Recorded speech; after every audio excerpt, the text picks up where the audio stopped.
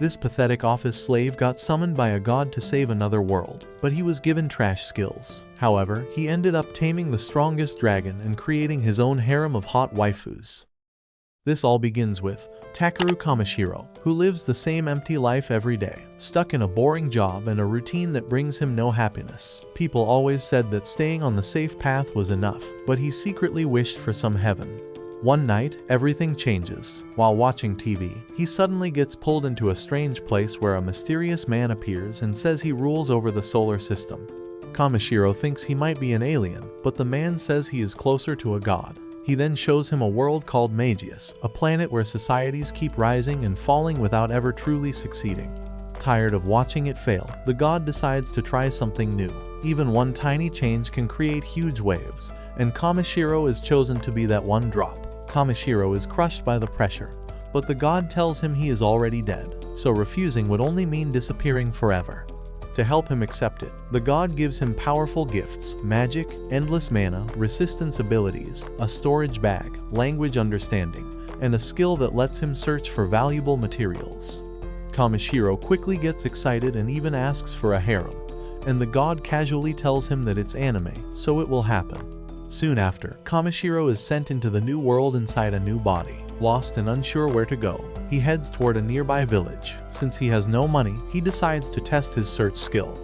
At first it fails, but he realizes he said it wrong. Once he uses the correct words, glowing signs appear, showing him where items are hidden. Most of what he finds is worthless, but one strange shiny object turns out to be ant droppings. He takes everything to the village store, where the owner is absurdly thrilled by the ant poop and pays him 5 gold coins for it. Kamishiro is stunned when he learns that is a huge amount of money. After seeing the rest of his collection, the shopkeeper is even more impressed and asks him to gather mithril from the mountains. Kamishiro accepts, happy to take on something adventurous, and receives a massive payment for the materials he already brought in. That night at the inn, he learns the town has no baths, only bowls of water for washing. After hearing that some mages use cleaning spells, he tries saying, "clean in private," and instantly washes himself with magic. That is when he realizes he may be able to use almost any spell if he finds the right word. On his way to the mountains, he discovers a skeleton with a family charm and a message from the dead man's sister. Moved by it, Kamishiro buries the body before continuing.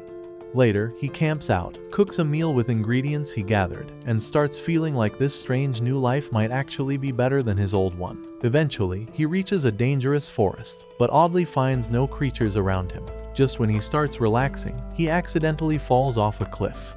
While panicking midair, he shouts random spell words until Fly finally works and saves him. At the bottom, he searches for mithril, blasts open part of the mountain, and finds some ore, but also uncovers a hidden chamber filled with rare water connected to an ancient dragon. When he tries to take some, a huge dragon rises from the pool. Kamishiro immediately apologizes for intruding, and the dragon, named Voldias, is shocked by how much mana Kamishiro has. Realizing how powerful he is, Voldias asks him to help hatch a dragon egg that has never opened. In return, he offers mithril.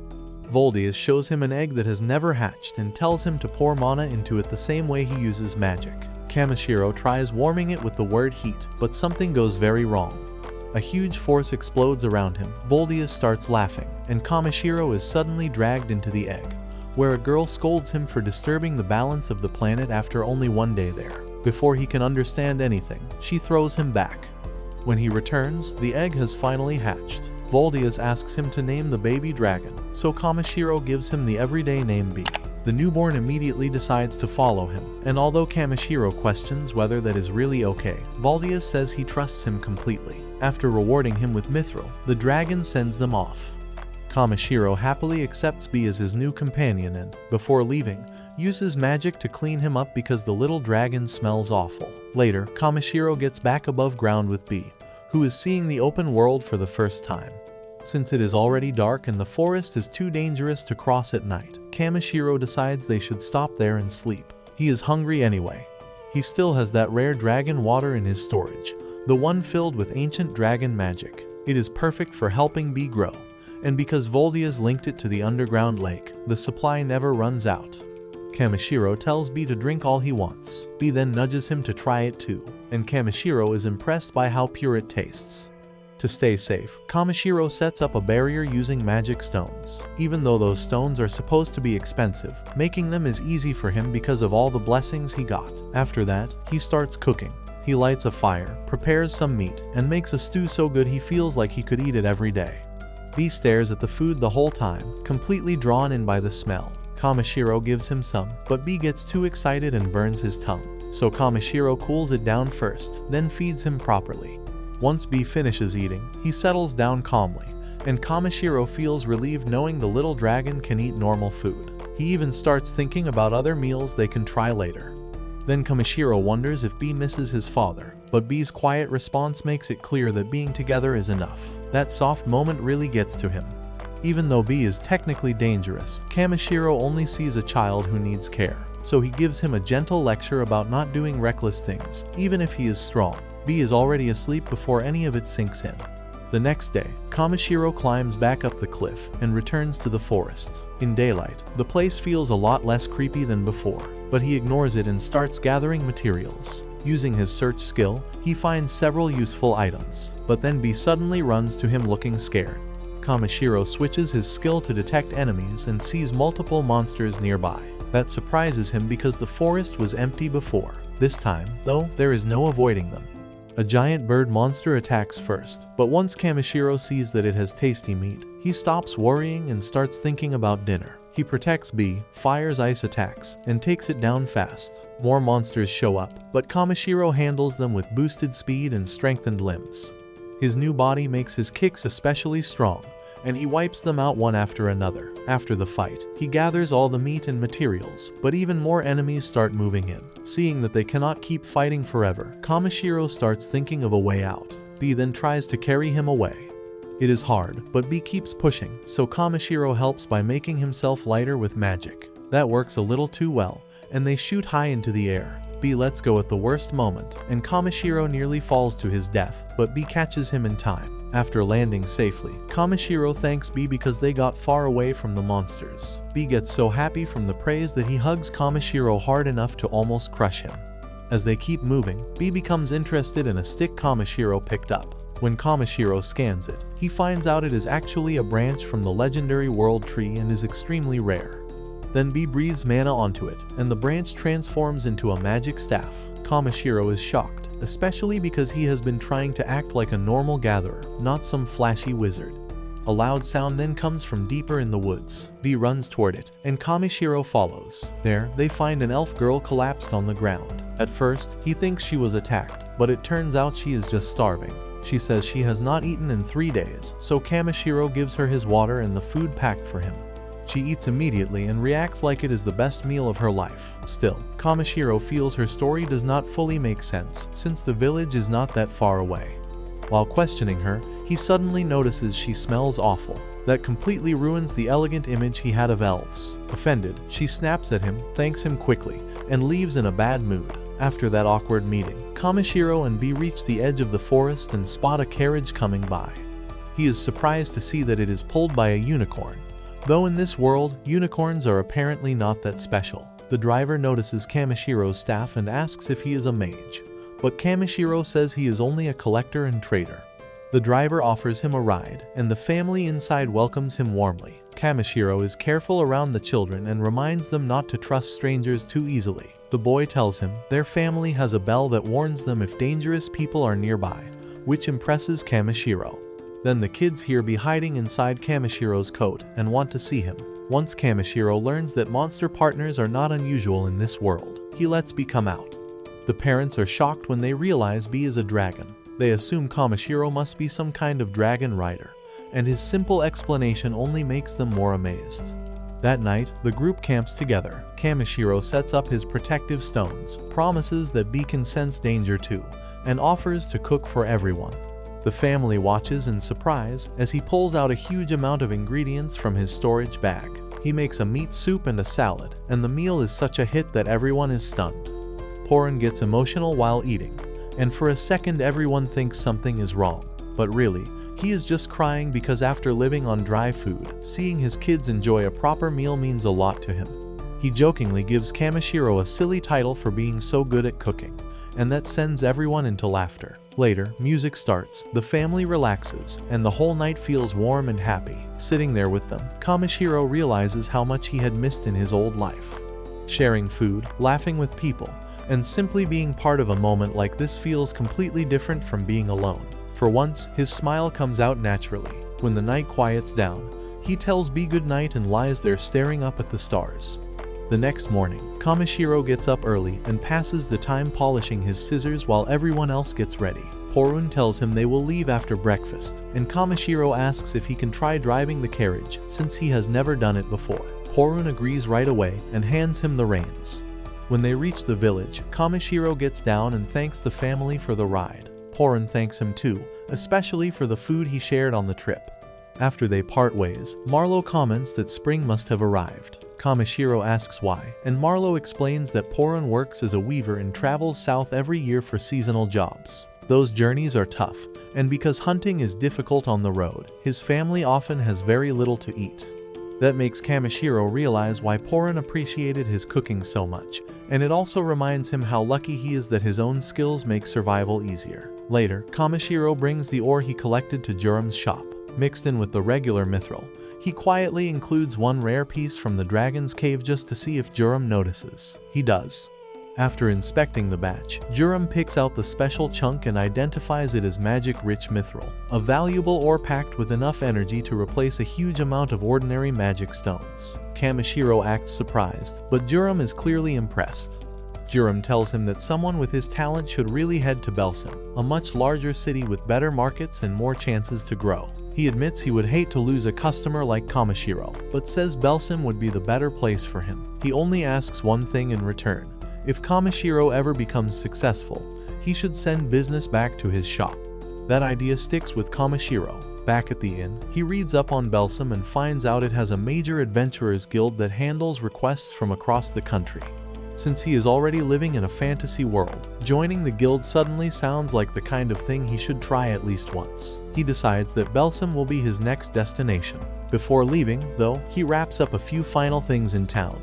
He drops off the monsters he hunted so they can be cleaned and processed, then spends the rest of the day relaxing with the villagers and enjoying their company. The next day, he visits the butcher again and finds that everything has already been prepared. He now has plenty of meat, spices, and supplies for the journey. The woman there tells him the village will feel a little empty without him, and Kamishiro admits he will miss the place too. Still, he says he is not ready to stay anywhere yet. There is too much of the world left to explore. Before he leaves, she hands him a cloth bag packed full of meals for the road. Kamishiro is genuinely moved by the gesture and realizes he will not need to worry about food for a while. Later in his room, he starts thinking again about the enchanted mithril. Since Jurum cannot afford to buy it and throwing it away would be ridiculous, Kamishiro wonders if he can turn it into something useful for the village instead. Then, he looks at the lamp in his room and gets an idea. After some trial and error, he fuses the rare ore into it and successfully creates a magic tool. The next morning, the whole village gathers to see him off. Kamishiro thanks them for everything and presents the item he made. He explains that it can create a barrier around the village and block out people with harmful intent. Everyone is shocked by how generous the gift is. Some hesitate because it feels too valuable to accept, but Kamishiro says it is the least he can do. He wants the village safe, especially if he ever comes back one day.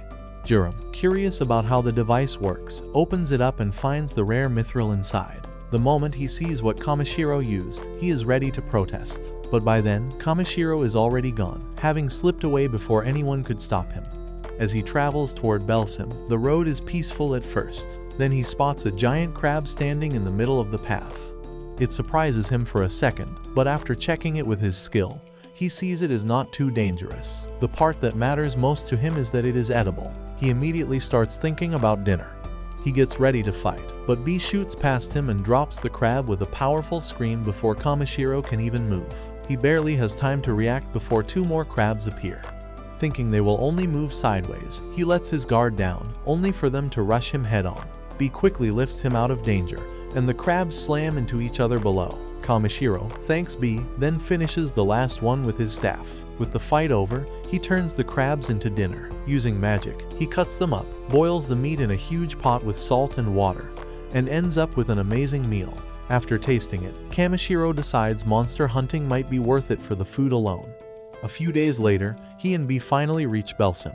The city walls are enormous and far more impressive than anything he has seen before. He joins the long entry line and secretly hides the true nature of his storage bag with magic before the guards inspect him.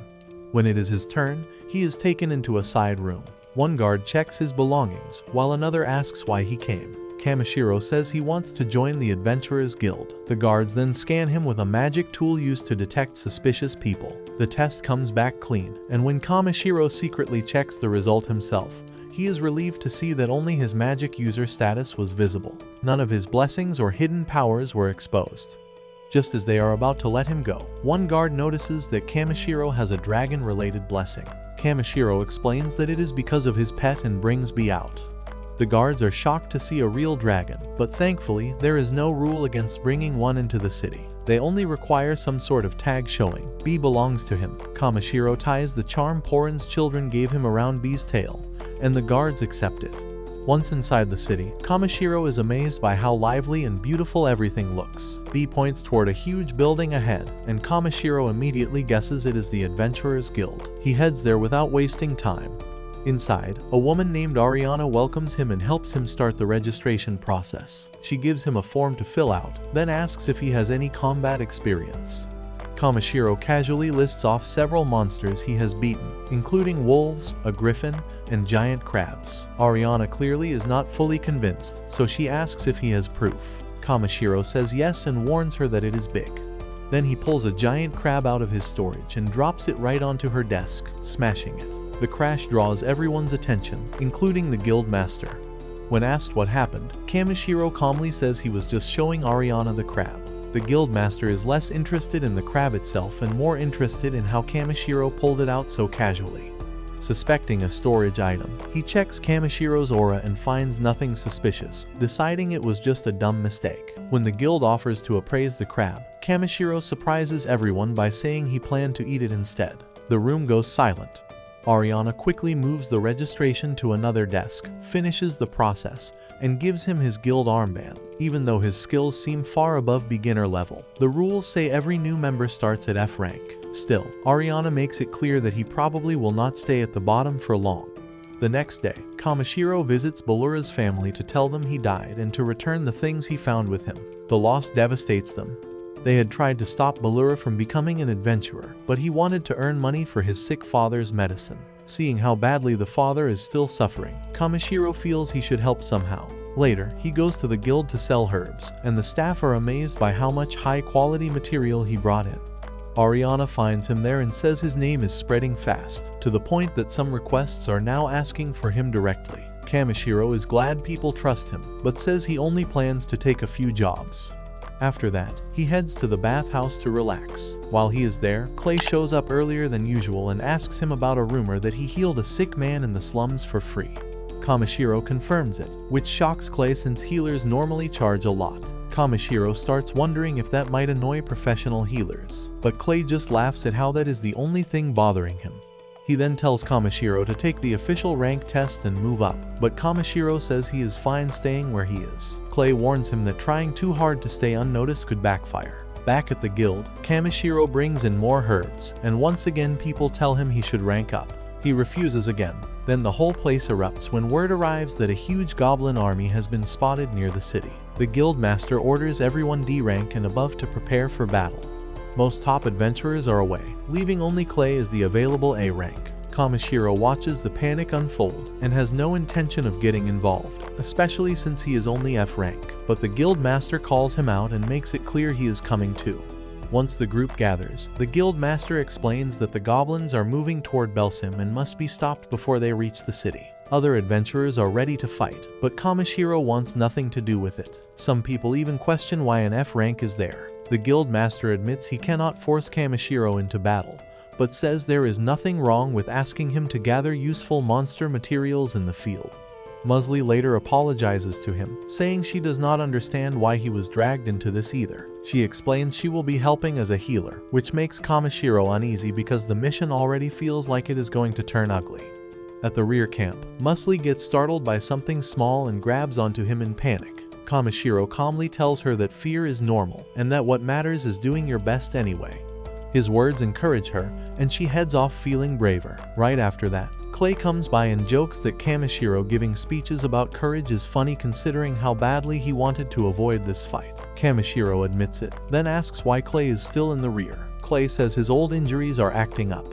When Kamishiro brings up the scars on his back, Clay explains that marks like those are seen as shameful because they suggest a warrior was wounded while running away. Kamishiro disagrees and says surviving while protecting others is nothing to be ashamed of.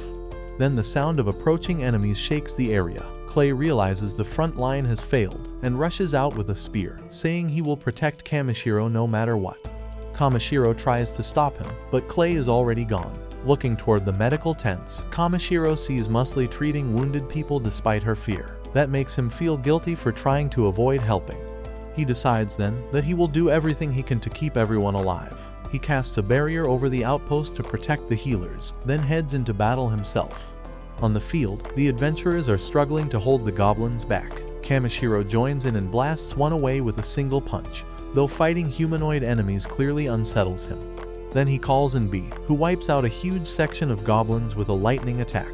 After that, Kamishiro learns from Diego that the battle went bad when a goblin surgeon appeared. Clay managed to push it back, but in the chaos, everyone lost track of him. Kamishiro goes looking and finds Clay near the forest, barely standing while surrounded by goblins. Clay is still fighting, but his old injuries are wrecking him. Just as the goblins close in, Kamishiro arrives and electrocutes them, saving him. Clay is stunned and tells him to run because it is too dangerous. Kamishiro fires back that Clay is the one who should not be forcing himself. Then the goblin surgeon comes charging toward them. Clay prepares to stay behind and hold it off so Kamishiro can escape, refusing to let his friend die. Moved by that, Kamishiro suddenly asks if Clay hates the scars on his back.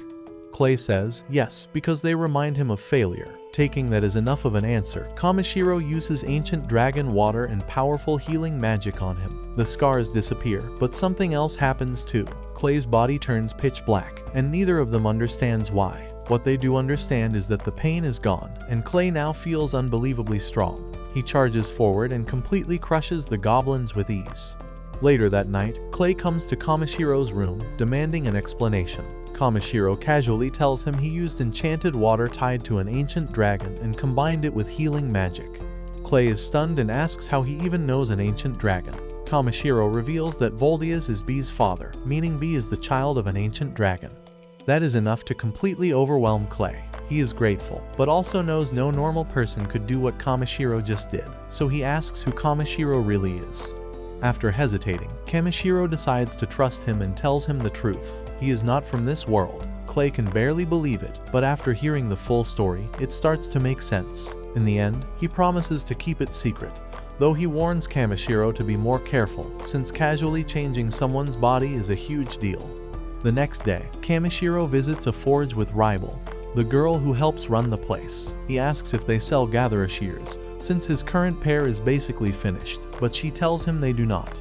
What they can offer is something better, a custom-made pair from a talented smith. The problem is that the craftsman needs a rare ore first. Interested, Kamishiro follows her deeper into the workshop. As he passes the forges, he watches the smiths hammering away, and is clearly impressed. Ribel lights up talking about it. She says she wants to become that skilled one day and make a legendary sword worthy of a true hero. When they meet the master smith, Ribel suggests sending Kamishiro after Ildor, the special material needed for that dream blade. He rejects the idea immediately. Those mines are dangerous, packed with monsters, and maybe worse. He says no responsible blacksmith would send a gatherer into that kind of place. Ribel argues back, but once she realizes how selfish she sounded, she apologizes. Kamishiro, though, is still curious. When he learns Ildor really is essential, he offers a deal. He will bring the ore back if they forge him a strong new pair of scissors. The smith questions whether he even understands the risk, so Kamishiro casually shows one of the giant crab claws he kept from an earlier fight. That is enough to prove he is not helpless. The smith still dislikes the idea, but he can no longer write Kamishiro off. Kamishiro heads for the mines soon after. On the ride, other travelers mention that all the poisonous herbs in the area have been disappearing lately. Kamishiro quietly suspects he may have overcollected, but says nothing. After getting dropped off, he notices a ranch nearby and wanders over, where he finds the elf girl from before arguing with the owner. She had asked for a white flying horse, but the rancher brought her a giant raven instead. He explains that around here, horse can mean almost any riding beast. Realizing the mix-up is on her, she apologizes. When told she would have better luck finding a white Pegasus in the dwarven lands, she rushes off right away. Kamishiro continues through the forest, collecting plants as he goes, until he hears a familiar growl. Sure enough, the same elf girl is starving again. He gives her food and water, then uses clean magic on her because the smell has become impossible to ignore. She introduces herself as Brolite and sincerely thanks him. He tries to leave, but she insists on repaying him by traveling with him and helping however she can. He resists at first, but she is too stubborn, so she ends up tagging along. The two keep moving through the woods while Kamishiro gathers herbs. Brolite tries to help, but most of what she picks up is useless. Later, when it is time to camp, she insists on collecting real firewood instead of using his magic stones, saying a proper fire tells other travelers the campsite is safe. She comes back, carrying a giant log, tosses it into the air, and slices it into neat pieces with a single smooth move. Kamishiro is impressed, especially after noticing how high quality her weapons are. That night, he makes soup, and Brolite is completely stunned by how good it tastes. Over dinner, she explains that she is headed for the Dwarven Kingdom because her sister always wanted to see a white Pegasus, and she intends to make that wish come true. Kamishiro tells her he is after Ildor from the mines there. Since she still feels she owes him, he asks if she would work as his bodyguard, at least for now. She happily agrees. For the first time, he notices that when she is not half dead from hunger, she is actually really pretty. Unfortunately, neither that nor the full meal helps him sleep, because both Bee and Brolite snore like monsters. The next day, they finally reach the Dwarven Kingdom. At a tavern, they try a local meat dish that Kamishiro instantly loves. Brolite mentions that a lizardman friend once recommended it, which leads to a funny coincidence, because Clay is sitting right behind them. He immediately asks why Kamishiro left town without saying a word. After hearing the full story, Clay points out that Kamishiro's rank is still too low for this kind of mission to count properly through the guild. Then he asks what the reward even is. When Kamishiro says he is doing all this for a custom pair of scissors, Clay is left speechless. Kamishiro, however, insists good tools matter more than people think. Clay then decides he is coming too, partly because he already needed to visit the city to fix his spear. Before Kamishiro can object, Brolite cheerfully adds that Clay can be another bodyguard. At that point, Kamishiro realizes he has lost control of the group. When they arrive at the gates of Vosrol, the line is huge, but Clay gets them inside almost immediately because the guards know him. Then Kamishiro learns why. Clay is apparently famous there. A guard explains that the dwarves see him as a hero because long ago, a demon threatening them fled the moment it saw him. That alone was enough for them to build a statue in his honor, though the thing looks ridiculous. At the castle, King Zoradine greets Clay like an old friend. Kamishiro delivers a letter asking for permission to enter the mines. The king says he would normally allow it without issue, but lately, demons have been showing up there in huge numbers. Kamishiro still agrees to go, and the king adds one more request. While they are down there, they should also figure out what caused the demon surge. Once inside the mine, Kamishiro lights the way with magic. Not much ore shows up near the entrance, so they go deeper. Before long, Bee senses danger. Two giant spiders attack, but the group handles them fast. Clay skewers one, Kamishiro traps the other, and Brolite finishes it. As they push on, the pressure in the mine gets heavier and Kamishiro finally starts spotting traces of Ild. Then he blasts open part of the wall and uncovers something even more valuable than expected. Before they can enjoy the discovery, the guide panics because a demon is getting close. Kamishiro checks it and sees that it is a giant crab. Instead of being scared, he gets excited, because all he can think about is how good it will taste. He tells Bee to help, but not with fire or lightning because he does not want to ruin the meat. Bee uses a scream attack to stun it. Kamishiro rushes in with his staff, and after a rough exchange, they manage to freeze the monster solid. Brolite is amazed, but Clay is furious that Kamishiro charged in by himself. Kamishiro awkwardly admits he did not want anyone damaging the crab because he plans to eat it. Clay cannot believe that is his priority, but tells him seriously that if he has companions, he should rely on them. Kamishiro realizes he is right and apologizes. After dragging the crab out, they mine more of the area and uncover a fresh supply of valuable material. By the time they return, the guide is overflowing with gratitude. Back at the castle, the king is shocked when Kamishiro casually pulls the massive crab from storage as proof. He offers a reward, but Kamishiro simply asks to keep the crab. Strange request or not, the king agrees. The trip turns out even better the next morning. The king gifts Brawlite a white Pegasus after hearing about her sister's wish, and Clay receives a newly improved spear. Brawlite says goodbye and thanks Kamishiro deeply, promising she will repay him one day no matter how long it takes. He brushes it off, but she clearly means it.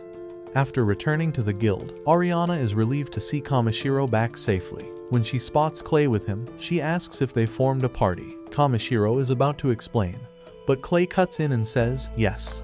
Ariana gets excited and runs off before Kamishiro can correct her. When Kamishiro asks why he did that, Clay says it is simple. Kamishiro constantly ends up in trouble, so somebody needs to stay close and keep an eye on him. Kamishiro does not love being pushed into things, but after talking it through, he admits it might not be a bad idea. The two officially decide to team up and give their party a name, the Azure Black Brigade.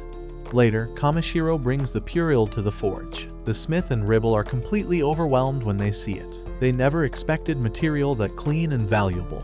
Kamishiro gets nervous for a second, thinking he may have brought the wrong thing, but they are just shocked by how incredible it is. Once they calm down, they admit they could never pay full value for ore like this. Kamishiro says that is fine. He does not want money. He only wants the custom scissors they promised. But before that, he asks them to use part of the ore to make the best sword they have ever forged, one strong enough to win the upcoming blacksmith contest. About 2 weeks later, Kamishiro is relaxing in a tavern with a beer, when Wade interrupts him with a letter. Clay recognizes the seal immediately. It is from the local lord. Kamishiro already hates the sound of that, because anything involving nobles feels like trouble. Wade tells him not to panic, saying this lord is actually reasonable. The letter invites both Kamishiro and Clay to the manor so the lord can honor them personally. Clay is surprised. His name is included too, but Wade explains that people have probably heard they formed a party. Even so, Kamishiro suspects the invitation has another reason behind it. Clay guesses the real target is probably B, since a baby dragon is not exactly something nobles get to see every day. That thought instantly puts Kamishiro on edge, but Wade reassures him that the lord cannot just take B even if he wanted to. Kamishiro is still uneasy, but in the end, he agrees to go. So he and Clay climb into the noble's carriage and head for the manor. On the ride to the lord's estate, Kamishiro notices people staring at them. Clay tells him that is normal. Being called to a noble's mansion is a huge opportunity for any adventurer, since one bit of support from a lord can change your whole future. When they arrive, Kamishiro is impressed by how grand the place is. At the entrance, the head butler, Raymond, greets them and brings them inside.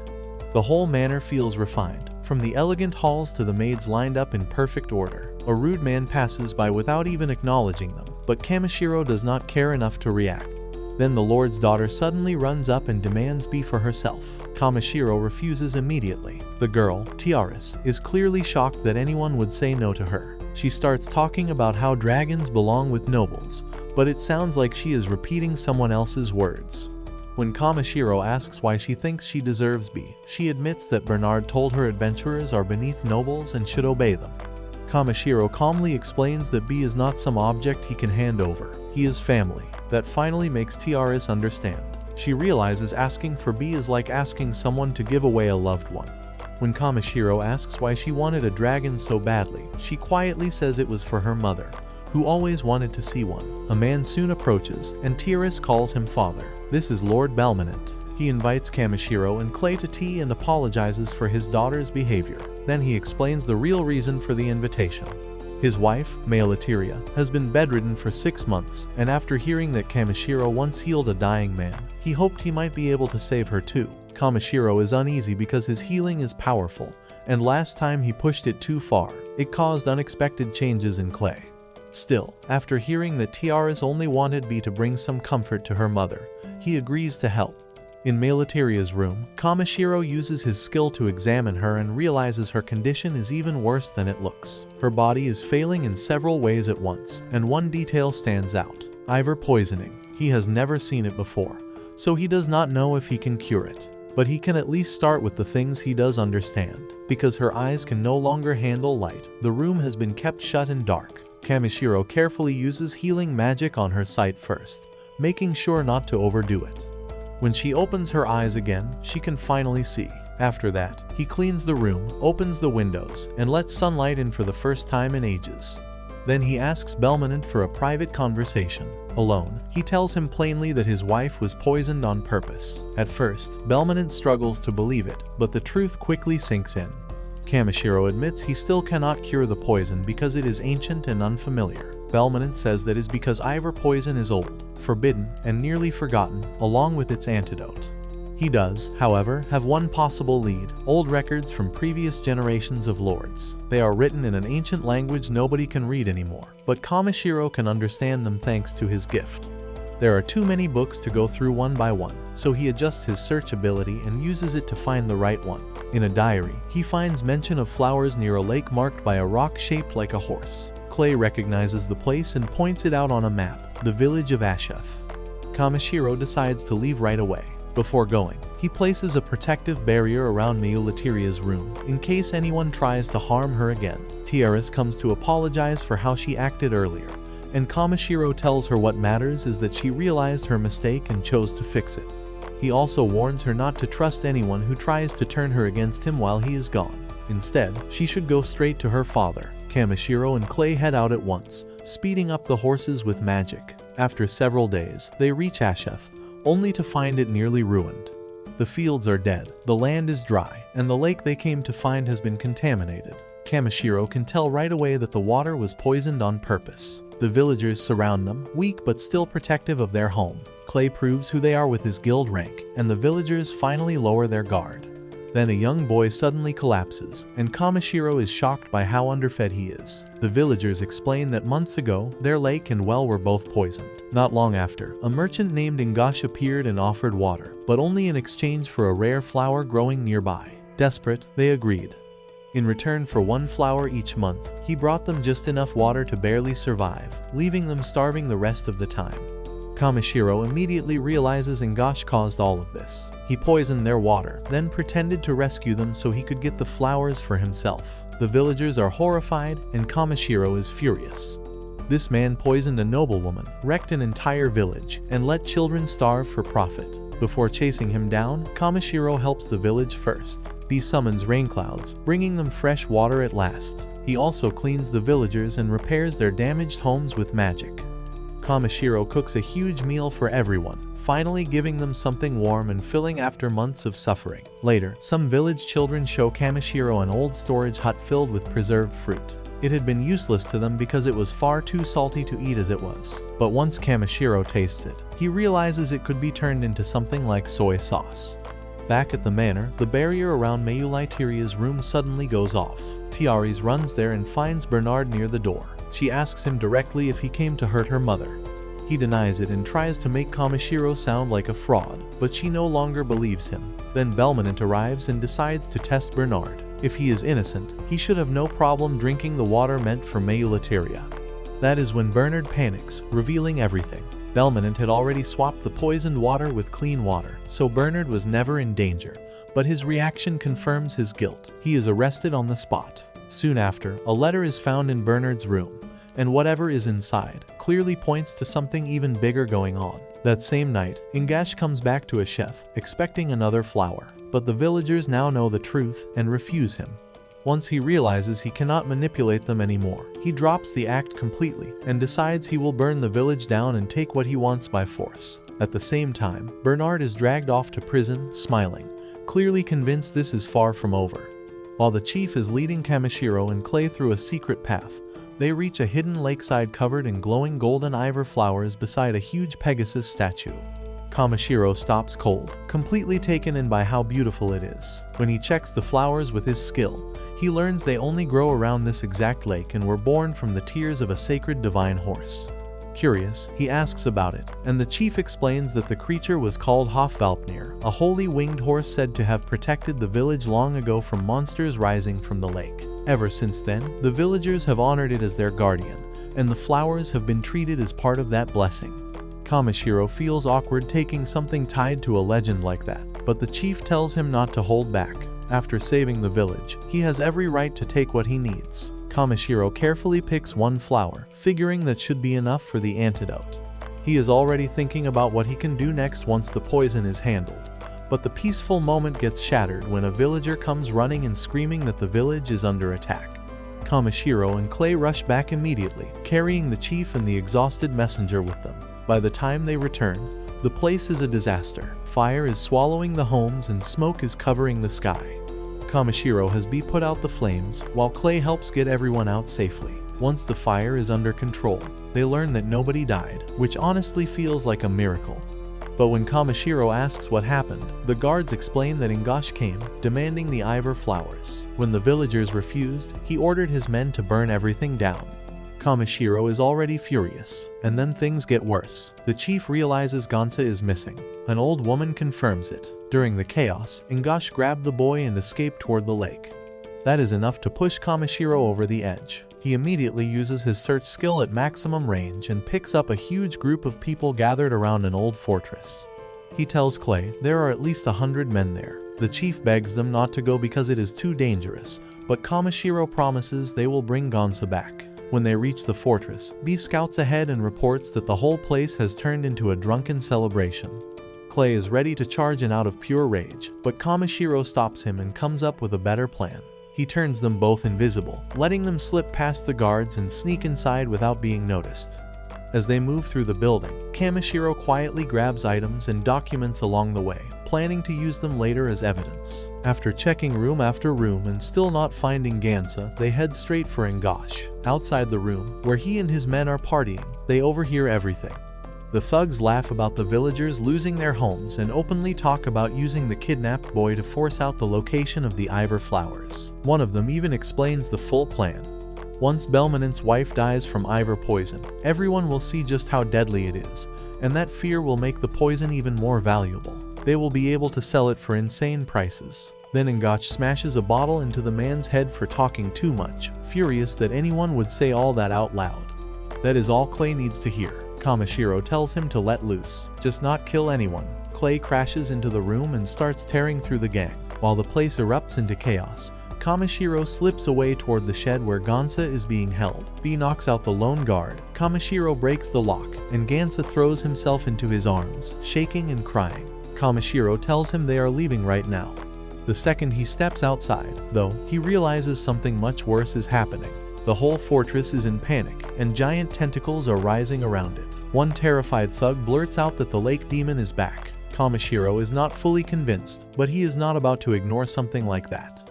He tells Gonsa to run, but the boy is too frightened to move, so Kamishiro keeps him with him and rushes toward the fight under a protective barrier. There he finds Clay battling a huge twisted creature from the lake. Kamishiro checks it and sees it is a B-rank monster called the Darkaman, summoned by Ingash.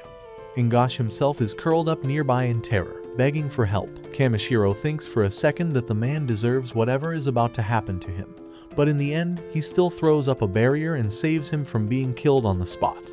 He decides Ingash needs to stay alive long enough to answer for everything properly. Kamishiro joins the battle and freezes the monster in place with powerful ice magic. Clay follows up with a crushing blow, but instead of dying, the creature triggers one last defense. Its frozen tentacles launch toward Kamishiro. He does not have time to make a full shield and barely blocks with his staff, but the impact sends him and Gonsa flying over the wall. In midair, Kamishiro hurls the boy upward, just enough for B to catch him. Kamishiro, though, falls straight into the poisoned lake. As he sinks, he honestly thinks this might be it. He does not regret saving Gonsa, but there is a quiet sadness in knowing he still had so much left he wanted to do. He starts drifting, half thinking about the people he has met, half thinking about all the food he still wanted to make. Then something pulls him back up. When he opens his eyes, a white Pegasus is in front of him. She tells him not to die on her, and Kamishiro is left staring in total shock. She introduces herself as Hofvaltnir. Only then does he realize who she is. He awkwardly apologizes for crashing into her lake, but she tells him that his fall actually saved her. The poison in the water had frozen everything for too long, but when he fell in, he somehow absorbed the poison and allowed the lake to begin healing again.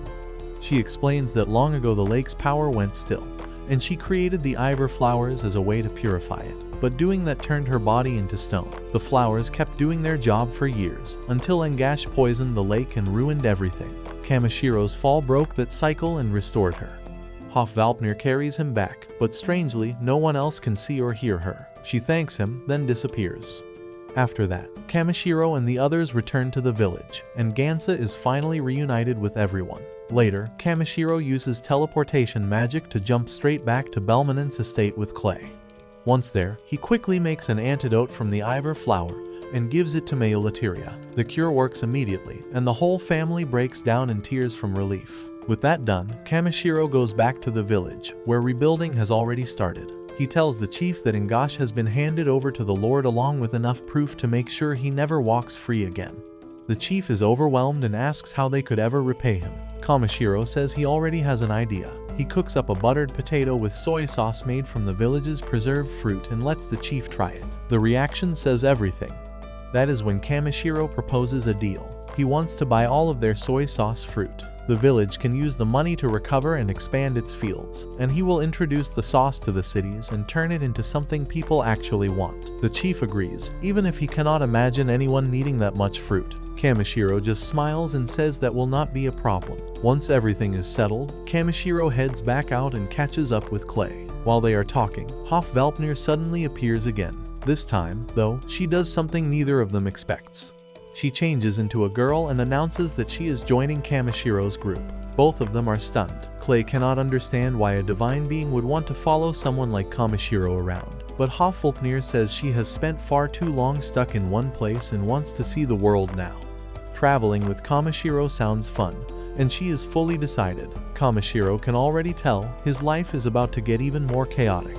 A few days later, Kamishiro stops by Groos's forge to ask about a fresh set of harvesting shears. Groos is thrilled to see him. The sword he made with the rare ore Kamishiro brought back ended up winning a smithing contest, so now he is even more motivated to craft an amazing pair just for him. When Kamishiro leaves the forge, Hofvalpnir is waiting outside. She jokes that she could force Groos to work faster, but Kamishiro says there is no need to rush him. She drops it and asks for food instead. B instantly jumps in, and the two start arguing again like always. Right then, Grit calls Kamishiro over to the guild. There, he learns that the yearly gathering event is about to begin. Ariana wants him to join, but Kamishiro tries to refuse, saying he is just a laid-back gatherer. Then Grit reveals that Belmonent personally asked for Kamishiro to take part, since he is sponsoring the whole thing. Not wanting to turn that down, Kamishiro reluctantly agrees. When the competition starts, the guild master explains that the goal is to collect 7 different colors of wool from rainbow sheep. Kamishiro is caught off guard because he has never even heard of that creature before. The guild master says the contestants will have to figure out where to find them on their own, and no one is allowed to get help from party members. That means Hofvalpnir, B, and Clay all have to stay out of it. B hates that and refuses to leave Kamishiro alone, so Hofvalpnir knocks him out with mana before he can keep protesting. Kamishiro is stunned, but there is no time to waste. He heads straight for the library, finds a clue saying rainbow sheep live near the top of Tokarana Mountain, and takes off. The climb is rough, and on the way, Kamishiro catches himself thinking about B. He even starts imagining the little dragon stress-eating while waiting for him, which makes him laugh. Back in town, that is basically what B is doing. Hofvalpnir tries to calm him down, then starts bragging that she would be the better mount anyway. B gets annoyed. Clay flatters both of them to stop the argument, and somehow manages to keep the peace. By the next morning, Kamishiro reaches the summit and finally spots the rainbow sheep. He knows they are supposed to be hard to approach, so he has no idea how to get close. Then he randomly tries talking to them in their own language. To his shock, it works perfectly. The sheep trot over like they have known him forever. One pink, one even climbs into his lap, and before long, the entire flock lines up calmly while he gathers the wool. Just like that, he gets all 7 colors without any trouble. On the way back down, he spots a large dragon flying in the distance, and wonders if B might look like that once he grows up. When Kamishiro finally returns, B launches himself at him in tears, acting like he has come home from war. Soon after, the guild master names Kamishiro the winner and announces that he is being promoted all the way to B rank. Kamishiro barely knows what to make of that, so the guild master explains that he can now accept both gathering and adventurer jobs up to B rank. Kamishiro still leans toward gathering work, but the guild master warns him that he needs to be more careful with the value of what he brings in. If he keeps handing over top quality materials too cheaply, he could throw the market off balance. It is not meant as criticism. The guild just wants him to stop underselling himself. Clay tells him to quit hesitating and accept the promotion. Hofvalpnir agrees, and with both of them backing him, Kamishiro finally takes the B rank ring. The guild master tells him he is now expected to become one of the guild's key people. Right after that, Ariana rushes in with a report that a forest worm has appeared near the main road. Kamishiro heads out with Clay to deal with it, but when the giant worm bursts out of the ground, a familiar voice calls down from above. It is Brolite, casually riding the monster like it is a normal mount. B runs to greet her, and Brolite hops down to say hello, but before she can get close, Kamishiro immediately hits her with a clean spell. When he asks why she brought a giant worm, she says she wanted to give him a mount from her homeland. Kamishiro cleans the worm too, but the moment all the dirt comes off, it panics and burrows underground. He gently points out that a beast like that is probably not the best thing to ride. Brolite starts wondering if she should have brought him a horse instead, but Hofvalpnir quickly says there is no need because he already has one. Back in town, Kamishiro treats Brolite to dinner and fills her in on everything that happened while she was away, including his trip to the village, how Hofvalpnir joined them, and how he and Clay became a party. After hearing all of it, Brolite asks if she can join too. Kamishiro agrees, and then she proudly shows off her adventurer ring. Clay is stunned to see she is already A rank. Hofvalpnir comments that Brolite's spirit feels especially pure, then almost lets slip something about her real identity before Brolite hurriedly stops her. When Kamishiro asks why she came to find him, Brolite explains that her sister, Ludiakara, ran away from their homeland. She had been chosen as a priestess and was expected to marry an elf for the sake of tradition, but she wanted no part of that life. Before disappearing, she said she would only agree if someone gave her a beautiful white horse. By the time Brolite found one, her sister was already gone. Kamishiro points out that dragging her back would just push her into the life she escaped, but Brolite says that is not what she wants. She only wants to know why her sister left without a word. Seeing how sincere she is, Kamishiro agrees to help. Clay and Hofvalpnir also say yes right away. Brolite leads them toward the hidden elf lands, though her directions sound almost useless. She says they will know they are close once they reach the right kind of forest. Kamishiro doubts that, but she explains that the elves use special magic to connect their homeland to certain forests through hidden gateways. Hofvalpnir offers to get them there faster, transforms into her horse form, and everyone rides with her. Brolite is instantly in love with how beautiful she looks. Once they arrive, Brolite opens a swirling portal and tells everyone to touch it and close their eyes. She goes first, followed by Clay and B. Kamishiro hesitates, and just before Hofvalpnir disappears, she quietly tells him that Brolite may act cheerful, but she is carrying a lot more pain than she shows. Then Kamishiro finally steps through. On the other side, he finds himself in a huge and beautiful hidden elven land, but he barely has time to take it in before the others start yelling at him for being too slow. Before he can even ask what happened, arrows come flying at them. Kamishiro blocks them with a barrier, and Brolite quickly tells him not to fight back because the attackers are her own people. A group of elves comes forward, clearly angry to see Brolite back. As she tries to speak with their leader, he lashes out, insults outsiders, and makes it clear he does not want Kamishiro's group anywhere near their homeland. That is enough to set Hofvalpnir off. She reveals herself as a divine beast and unleashes lightning and fury. The blast does not injure anyone, but it wrecks their hair and terrifies them so badly that they immediately start apologizing. Since her divine presence is too overwhelming for them to properly handle, Kamishiro speaks on her behalf. The elves are still suspicious, but when he shows his guild ring and says Brolite is one of his trusted companions, they finally agree to lead the group deeper into the forest.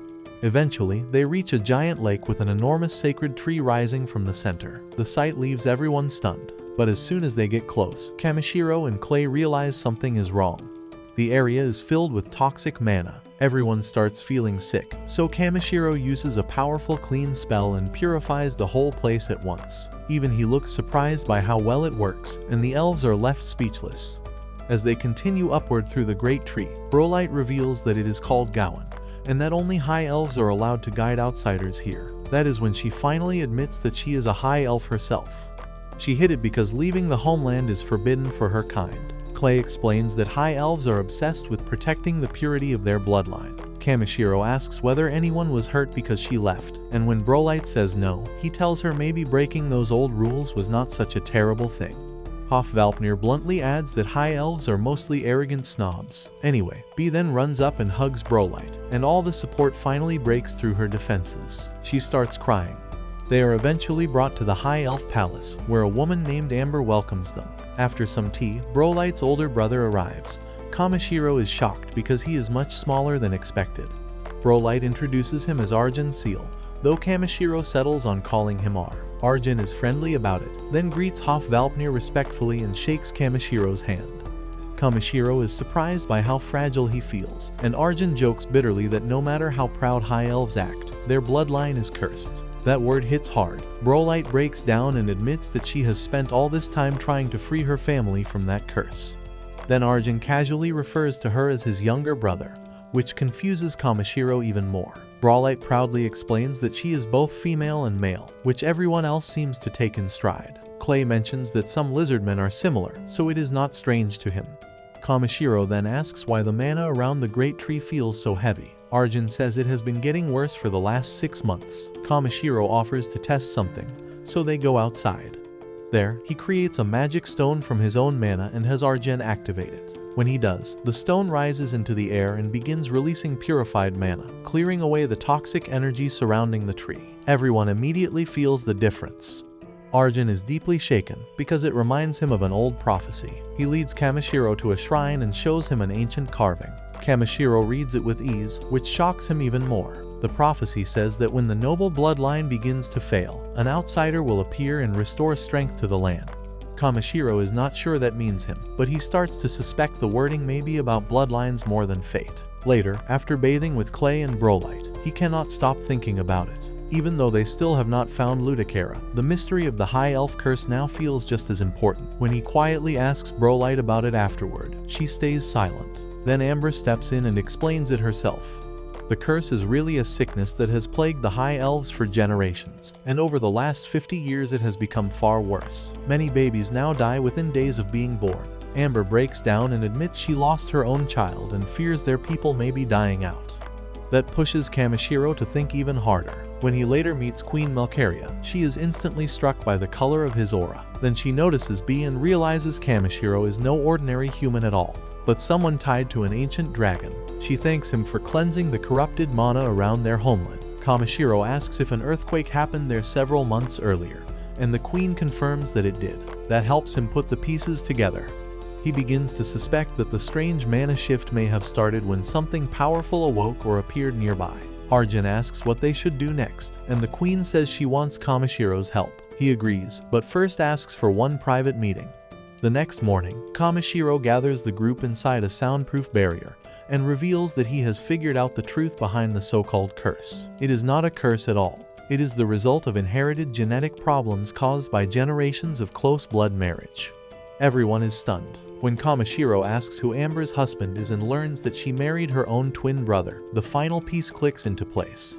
He explains that the High Elves' obsession with blood purity created their own disaster. The weak children, the rising illness, the dying bloodline, all of it comes from inbreeding. That changes how he sees the prophecy. He no longer thinks it means a magical outsider will save them.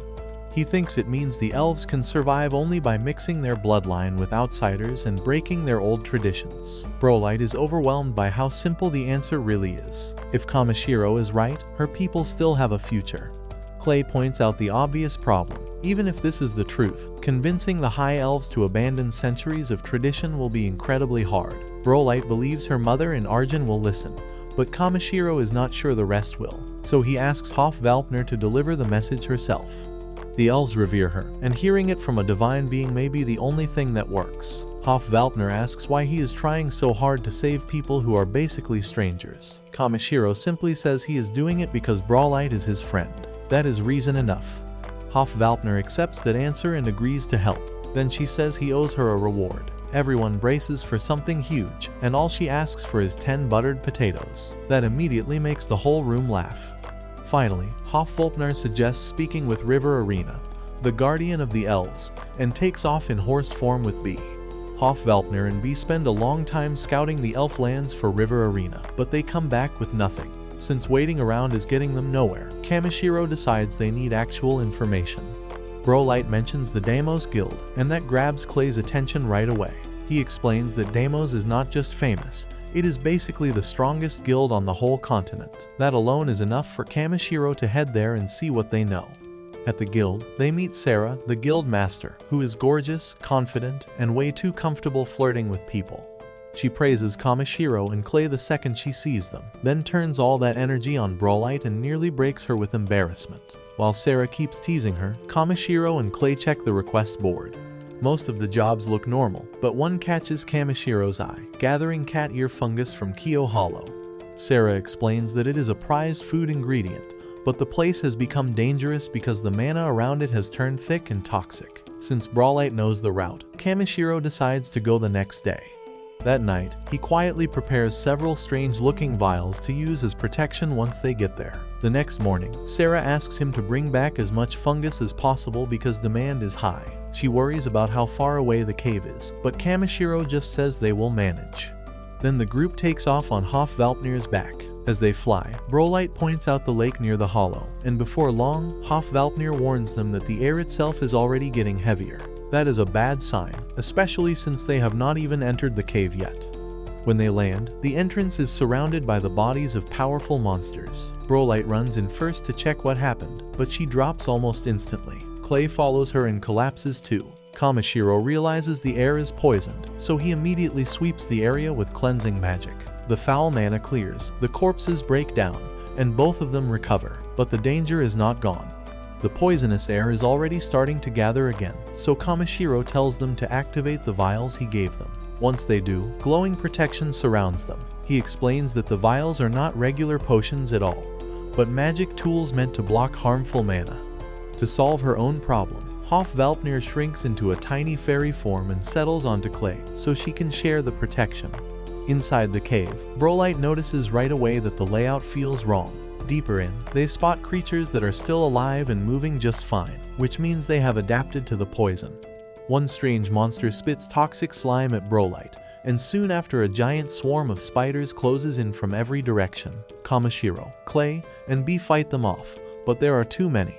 So Kamishiro asks Brawlite to lead them to a wider area. Once they reach it, he unleashes a huge barrier burst that tears through the whole swarm and even blasts a hole through the cave roof. After that, everyone finally gets a short break to eat, with Kamishiro casually admitting he fought that hard mostly because he did not want lunch interrupted. During the meal, Brawlite says they are only halfway through the cave and that there is an altar farther in. Clay wonders if it might be linked to River Arena, but she says it does not look like anything the elves built. That makes Kamishiro think it could belong to some old worship site, or something used to lock away a monster. When they move on, the silence starts feeling unnatural. There are no more spiders, and no other creatures either. Eventually, they reach a large chamber where cat ear fungus is growing everywhere. Kamishiro is already thinking about cooking with it, but then he notices a crack in the wall, and starts wondering whether the earthquake from the ancient dragon awakening damaged the tunnels under the elven land. Then the whole room changes, a crushing pressure fills the air, and Hofvalpnir warns them that something huge is approaching. A drop of slime lands on Brawlite's shoulder. Everyone looks up and finds a giant slug clinging to the ceiling. Kamishiro scans it and learns it is a Keto Dark Slug, an S-rank monster known for being able to destroy kingdoms. Brawlite wants to leave immediately, but Kamishiro refuses. He points out that the creature's weakness is fire, which gives B an opening.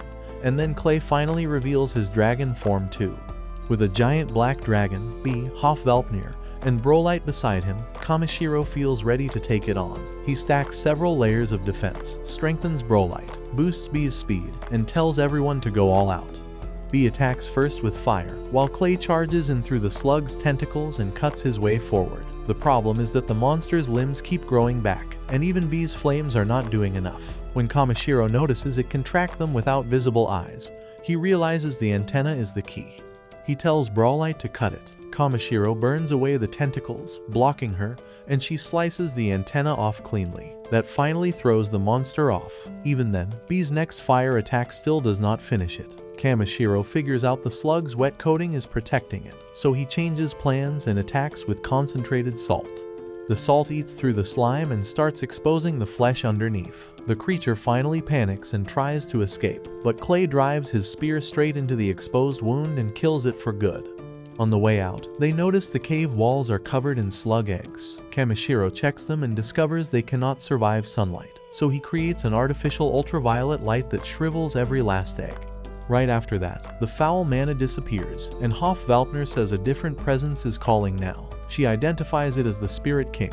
Kamishiro starts to suspect River Arena has finally appeared. Hofvalpner leads them out of the cave and into Nebra Valley, where the view is so beautiful it stops everyone for a second. Then they notice elves hiding nearby. One woman steps forward, and Brawlite instantly recognizes her as Ludiekara, the sister she has been searching for. What should have been an emotional reunion turns into a fistfight in seconds. Ludiekara is furious that Brawlite even thought about going back, while Brawlite is furious that her sister vanished without saying anything. Ludiekara finally admits she ran because she could not handle everything anymore. That cracks Brawlite's anger for a moment, but the two still keep swinging until Kamishiro bribes Brawlite with fried chicken. After the fight dies down, Kamishiro talks with Ludiekara. She is surprised Brawlite ended up with human companions, and Kamishiro casually repairs her torn clothes with magic while they talk. Ludiekara notices his aura feels strange, and Hofvalpner flatly says he is no normal human anymore because of the blessings on him. When Ludiekara worries that Brawlite's status and bloodline might cause trouble for others, Kamishiro shuts that down and says none of that matters to him. He only sees Brawlite as a friend. That answer earns him a real smile from her. That night, everyone shares a meal with Ludiekara's group. Later, Ludiekara sits with Kamishiro and thanks him for being kind to her sister. She introduces her baby, tells him to use a shorter nickname because the real name is too much, and explains that she has no plan to return to the old life because everything she does now is for her child. Then, she confesses something more personal. Years ago, while she was shut away, Brawlite used to visit her every day and tell her stories about the outside world. Those visits became everything to her, and she fell in love with Brawlite. She even imagined marrying her one day. But later, she learned the truth about Brawlite's body, and that dream died there. Kamishiro is so caught off guard by how sad that is that he cannot even respond at first. In the end, he simply tells her he respects the life she built despite all of it, and that honest praise makes her cry. The next morning, Kamishiro's group leaves to keep looking for River Arena. Hofvalpner suddenly tells him to turn around, and when he does, he finds himself staring at a goofy little goblin-looking spirit who proudly announces that he is River Arena. Kamishiro is stunned because this is not at all what he expected. Arena instantly starts complaining that the elves misunderstood his prophecy. Hofvalpner fires back, accusing him of avoiding responsibility.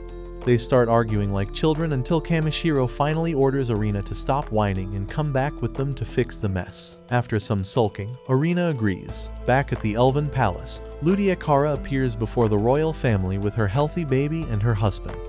The queen and prince are genuinely overjoyed, but the older elves react with disgust and start ranting about ruined bloodlines and broken tradition. Ludiekara fires back that she managed to have a healthy child while their obsession with purity only brought suffering. Arena is finally dragged into the open and tears into the elders himself. He tells them they completely twisted the prophecy. He never meant for them to isolate themselves, marry only among themselves, or destroy their own future in the name of purity. He wanted them to protect their people, not trap them in dying traditions. Once Arena says it plainly, the old elves finally crack. The room shifts from outrage to stunned silence, then to real discussion. Kamishiro decides this is the point where they should step away and let the elves sort out their future on their own. Clay is unsure about leaving Brawlite there, but Kamishiro says that choice belongs to her, not to him. When the time comes to leave, Brawlite struggles to hold herself together.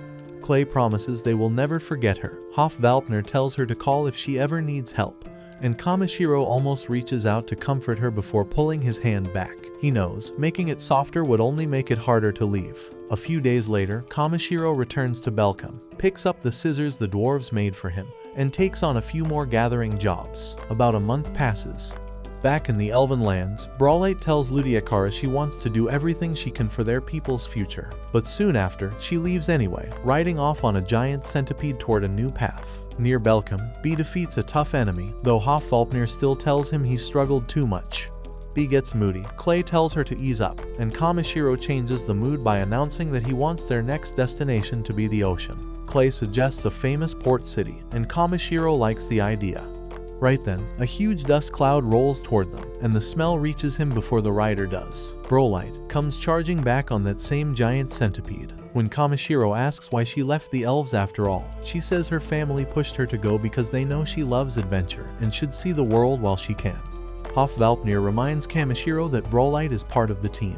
Clay tells her they are headed for the sea. That lights her up instantly. Looking at all of them together, Kamishiro finally feels how real this life has become. The adventures, the mess, the wins, the people who stayed. It all feels worth it now. So he grins, says their next stop is the ocean, and everyone agrees. Then, just before they head out, he gives Brolite a look and tells her to get that stinking centipede away from him. She laughs, and the group moves on toward the next adventure. And that's where this video ends. Watch this following video until a new one.